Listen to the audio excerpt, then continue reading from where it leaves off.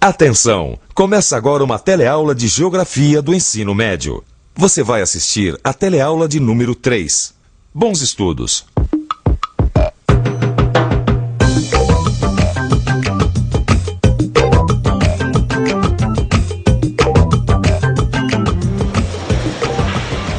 Esse aqui é o aeroporto de Congonhas, em São Paulo. As pessoas vêm até aqui para pegar um avião que vai levá-las até a cidade do Rio de Janeiro. Quanto tempo você demorou para chegar da Lapa até aqui o aeroporto? A Lapa até aqui dá aproximadamente uns 15 quilômetros. Eu demorei hoje quase 1 hora. Foi o dia que eu mais levei tempo. E quanto tempo o senhor vai demorar para chegar no Rio de Janeiro? 45 minutos.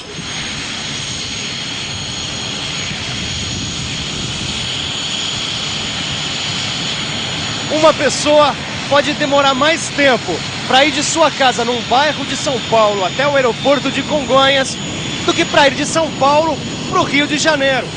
E isso pode acontecer por vários motivos: meios de transporte, vias de comunicação, trânsito.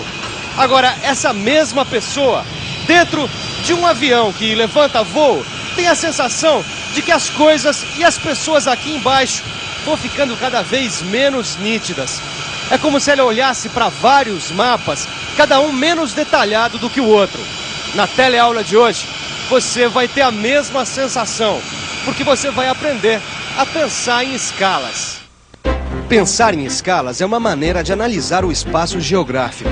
Através da noção de escala, você vai compreender como a geografia organiza a grande diversidade de paisagens da Terra para poder estudar e entender o mundo atual e planejar o futuro. Foi dada a partida. Prepare-se para se transportar no tempo e no espaço. E boa viagem!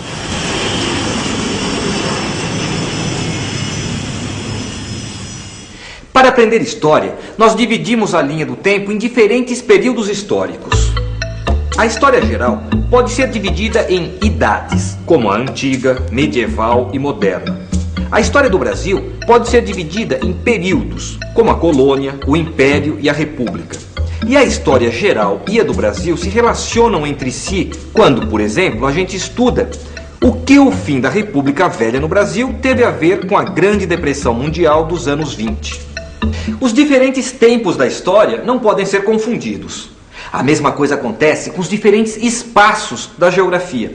Nós vamos aprender a diferenciar e relacionar esses espaços através das escalas geográficas.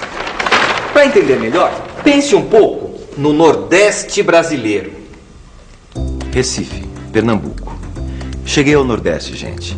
Aqui é tão Brasil como o Sul. No entanto, basta descer do ônibus na rodoviária e olhar em volta para ver que é uma região brasileira diferente das outras. Vocês já pensaram nisso? Vamos pensar um pouco. É fácil diferenciar o Nordeste das outras regiões brasileiras por várias características. No entanto, o Nordeste faz parte da economia nacional, que, por sua vez, faz parte do sistema internacional de trocas que forma um mercado mundial. É isso. Região, nação e mundo são níveis de análise, ou escalas, que nós podemos definir no espaço geográfico. Assim como entender os períodos históricos é importante para entender a história, entender as escalas é fundamental para que a gente possa ter um raciocínio espacial na geografia. Não se trata de observar a mesma paisagem em escalas diferentes, como em uma viagem de avião. Não, trata-se de compreender que fenômenos diferentes são estudados em níveis de análise diferentes também. Pense numa casa. Ela tem limites. E dentro, cada família distribui a mobília de modo a organizar o espaço de acordo com as suas necessidades. As famílias estabelecem relações entre elas e entre os espaços privados, como as casas, ou os espaços públicos, como essa praça aqui em frente. Vem, vamos. As regras que vigoram dentro de casa não podem ser as mesmas que vigoram no bairro. O que eu quero dizer com isso? Que a vida em coletividade não é igual à vida familiar, porque as relações que se estabelecem entre as pessoas são diferentes, por mais que a vizinhança se dê bem. Agora, pense na posição do bairro dentro da cidade. Veja como a localização do bairro reflete uma certa distribuição da renda e da riqueza na cidade. Este é um bairro de classe média. Eu tô falando isso porque, primeiro, é fácil a gente encontrar um telefone ou então um posto de saúde. Segundo, as ruas são bem calçadas. Terceiro, é bem servido de transporte coletivo. Para analisar este bairro, eu estou usando uma escala ou um nível de análise que é diferente do que eu costumo usar quando eu estou analisando o que acontece dentro de casa. Eu estou comparando este bairro com outros bairros da cidade. A questão das escalas também é importante para avaliar a velocidade com que as transformações ocorrem num espaço geográfico. Numa casa, não é necessário muito tempo ou esforço para modificar, por exemplo, a posição de uma mobília ou botar uma parede abaixo. Olha, Gil, eu estou começando a entender esse negócio de escala. Pensa uma coisa, para transformar uma casa, o tempo e o esforço são pequenos. Já num bairro, sempre você tem uma casa sendo construída ou uma rua sendo asfaltada, sendo que essas mudanças acontecem muito mais lentamente do que em casa. É claro, olha, o surgimento de um bairro numa cidade demora muito mais que a construção de uma casa ou o asfaltamento de uma rua. E assim vai indo. Pois é. Agora, pensa nas mudanças num município, num estado, no Brasil, na América Latina, no mundo. Com todos os avanços da ciência e da tecnologia, em cada um desses recortes do espaço geográfico, as mudanças ocorrem em velocidades diferentes. Agora eu gostaria de entender como o tempo e o espaço se entrelaçam, como foi falado no começo da teleaula. Reparando nas diferenças, dá para a gente entender o entrelaçamento entre espaço e tempo, na extensão e na duração dos processos naturais e sociais. Se você pegar o processo de distribuição da energia solar sobre a superfície da Terra, vai ver que esse processo afeta todo o planeta em todas as épocas que podemos imaginar na evolução da vida. Agora, pense num terremoto. O terremoto afeta uma área determinada durante um rápido momento.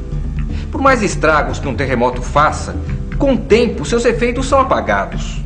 Portanto, a relação entre a extensão e a duração dos processos que moldam as paisagens existentes na superfície da Terra é fundamental. E é a geografia que se encarrega de compreender essa relação. Para entender a diversidade e combinações de fatos geográficos na superfície do globo, os grupos de objetos geográficos foram divididos por tamanho em 7 conjuntos ou então ordens de grandeza, que vão desde os que fazem os contornos da Terra até essa praça. A primeira ordem de grandeza é dos conjuntos geográficos com dezenas de milhares de quilômetros, os continentes, oceanos ou grupos de países. A segunda é a dos conjuntos com milhares de quilômetros, grandes países, cadeias de montanhas. A terceira engloba conjuntos de centenas de quilômetros, como os países menores. A quarta é a dos conjuntos com dezenas de quilômetros, cidades grandes. Nós podemos medir as dimensões dos conjuntos na quinta ordem em quilômetros. Cidades médias, fazendas. A sexta é a dos conjuntos que se medem em centenas de metros. Bairros, morros, sítios. E a sétima ordem contém inumeráveis conjuntos geográficos, medidos em metros. Não, peraí, Vicente, eu tô precisando de um tempo. Como é que eu vou saber se eu entendi esse negócio de ordem de grandeza? Ah, mas isso é simples, olha só. Ordens de grandeza. Primeira, dezenas de milhares de quilômetros. Segunda, milhares de quilômetros. Terceira, centenas de quilômetros. Quarta, dezenas de quilômetros. A quinta, quilômetro. Sexta, centenas de metros. E a sétima, metro. Bom, vamos fazer o seguinte? Eu vou falando para você o nome de alguns conjuntos geográficos. E você tenta encaixar na ordem de grandeza correspondente. Tá legal, top. Vamos lá? Vamos lá. Os países da Organização do Tratado do Atlântico Norte, a OTAN. Primeira ordem de grandeza, claro. É isso aí. Floresta Amazônica. Deixa eu ver. Segunda ordem de grandeza.